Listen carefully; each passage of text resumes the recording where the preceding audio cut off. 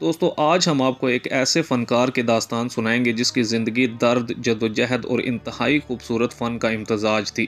ये कहानी है विंसेंट वैन गो की, जो दुनिया के अजीम तरीन पोस्ट इम्प्रेशनिस्ट और मुसव्वरों में से एक माने जाते हैं।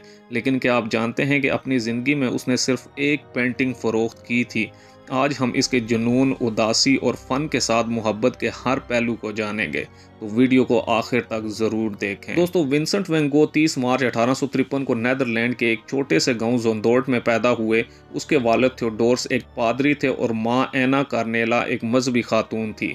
बचपन से ही विंसेंट को फितरत से गहरा लगाव था। वो अकेले खेतों में घूमता, फूलों को देखता और ड्राइंग बनाता, लेकिन उसकी ज़िंदगी आसान नहीं थी। 16 साल की उम्र में इसने अपने चचा की आर्ट गैलरी में काम शुरू किया, मगर कस्टमर्स के साथ झगड़े की वजह से नौकरी छूट गई। बाद में इसने मजहबी तबलीग का रास्ता अपनाया, लेकिन गरीबों के साथ ज़्यादा गहरा ताल्लुक होने पर चर्च ने इसे निकाल दिया। यही वो वक्त था जब 27 साल की उम्र में उसने फैसला किया कि मैं मुसव्विर बनूंगा। दोस्तों विंसेंट ने किसी स्कूल से बाकायदा आर्ट नहीं सीखा था। उसने किताबों से सीखा और देहातियों के पोर्ट्रेट बनाए। उसके इब्तदाई कामों में डार्क कॉलर्स और गुर्बत की अक्कासी नजर आती है, जैसे दी पोटैटो एटर्स 1885। इस दौर में उसका भाई थियो इसका वाहिद सहारा था, जो पेरिस में आर्ट डीलर था। थियो ने न सिर्फ विंसेंट की माली मदद की, बल्कि इसे इम्प्रेशनिज्म जैसे नए आर्ट और मूवमेंट से मुतारफ भी करवाया।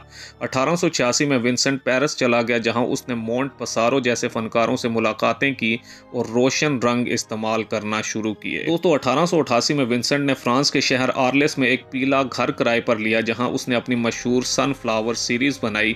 यहां उसका ख्वाब था कि फनकारों की एक कम्युनिटी बने, जिसमें उसके दोस्त पॉल गोगन भी शामिल हुए।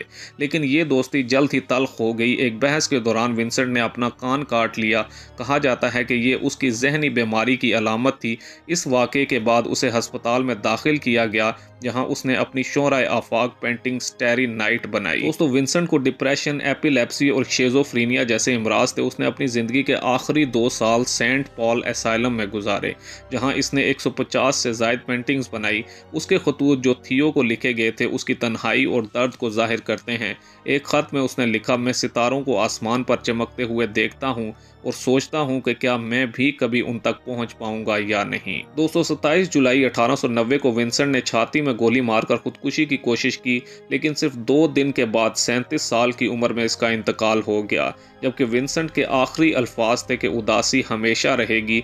इसकी मौत के 6 माह बाद इसका भाई थियो भी फौत हो गया और दोनों भाइयों को आवर स्वार कब्रिस्तान में दफन किया गया। दोस्तों विंसेंट ने अपनी पूरी जिंदगी में सिर्फ एक painting the red vineyard फरोख्त की, लेकिन आज उसकी पेंटिंग्स करोड़ों डॉलर्स में बिकती हैं। एम्स्टरडेम का विंसेंट म्यूजियम उसके फन को वक्फ है। इसका अंदाज जैसे मोटे बुर्श स्ट्रोक्स और वाइब्रेंट कूलर जदीद आर्ट को मुतासिर करते हैं। दोस्तों विंसेंट वैन गो की कहानी हमें सिखाती है कि हर अजीम फनकार पहले एक आम इंसान था। इसकी ज़िंदगी का हर दर्द, हर मुस्कुराहट, हर तन्हाई इसके कैनवस पर जीती जागती नज़र आती है। आज हम उसे याद करते हैं न सिर्फ एक मुसव्विर के तौर पर, बल्कि एक ऐसे इंसान के तौर पर जो सितारों से बातें करता था। अगर आपको ये वीडियो पसंद आई हो तो वीडियो को लाइक करें, शेयर करें और चैनल को सब्सक्राइब ज़रूर करें। अगली वीडियो तक के लिए अल्लाह हाफिज़।